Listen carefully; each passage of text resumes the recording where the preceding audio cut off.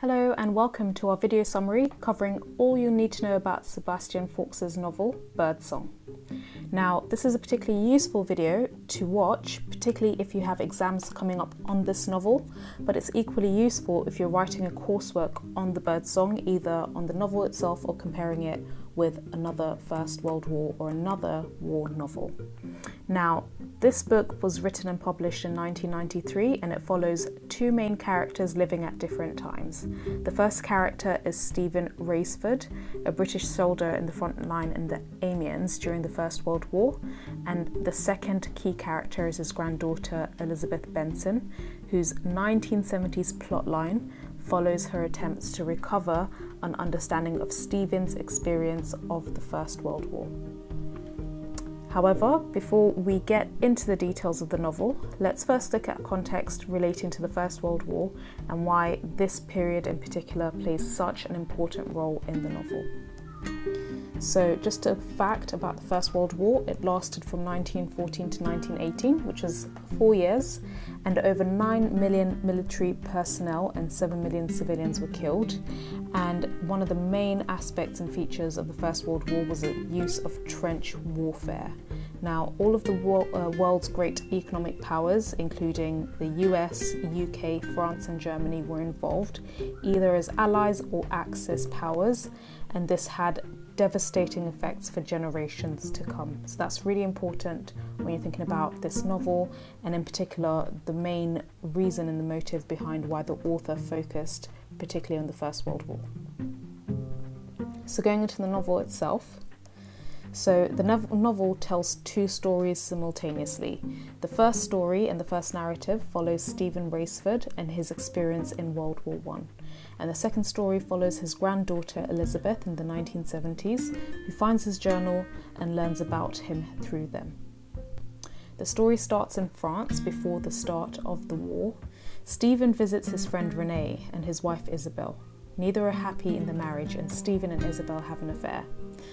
Isabel tells her husband, who kicks Stephen out, and Isabel leaves with him. She then becomes pregnant, however she doesn't tell Stephen. She leaves and goes to live with her sister and parents, and her father has her return to Renee, her original husband. She does miss Stephen, but she never contacts him.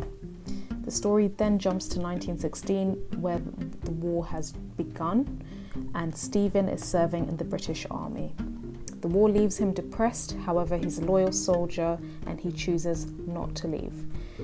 He is badly injured in a battle, and afterwards he writes a letter to Isabel telling her that he loves and misses her and he is afraid for death. The novel then switches to the future, where Stephen's granddaughter discovers his journal. She's struggling with her own difficulties as her boyfriend is married to somebody else, so her journey really mirrors her own grandfather's journey.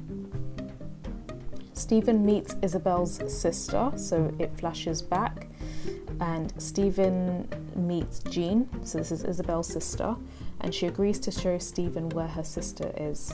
Isabel is in a relationship with a German soldier, and her face has been disfigured when she was caught in an explosion as a result of the war. Elizabeth continues to research the war and her grandfather. She falls pregnant with her boyfriend's child, and Stephen and another soldier get caught underground after an explosion. He blasts his way out of the tunnel and they are saved by a Jewish German soldier, and the war soon comes to an end.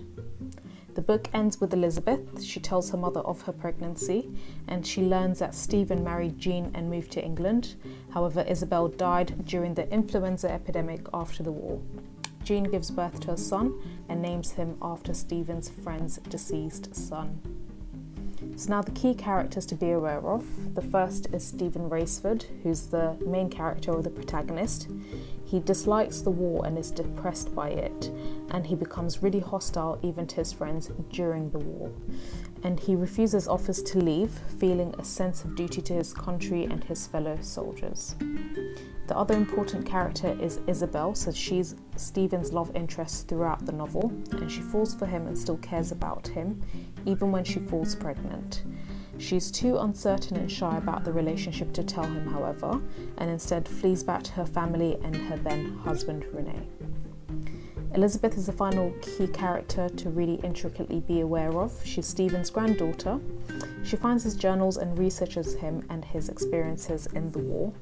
She has her own issues, however, as she's dating a man who is married, and she eventually has their child and decides to name him in honour of a man who lost his son while at war, a friend of Stephen.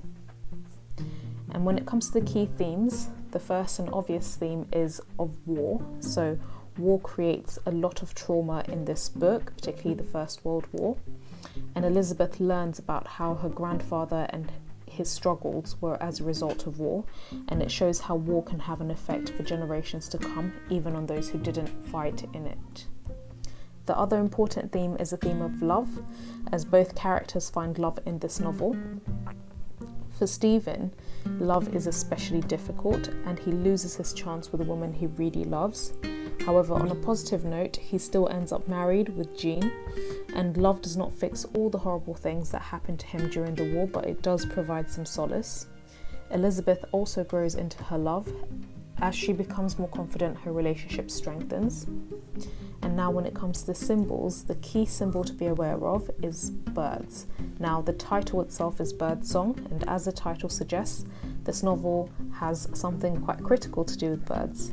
So cage birds are symbolic for Stephen, and though he could leave the war if he wanted to, he feels almost bound to stay by his own duty. Birds also appear in his dreams, and they are symbols of impending dooms, as he often sees them before something terrible happens. So that's it. If you found this video useful, do give us a thumbs up, and please do subscribe to our channel for more revision videos and worksheets. Thank you so much for listening.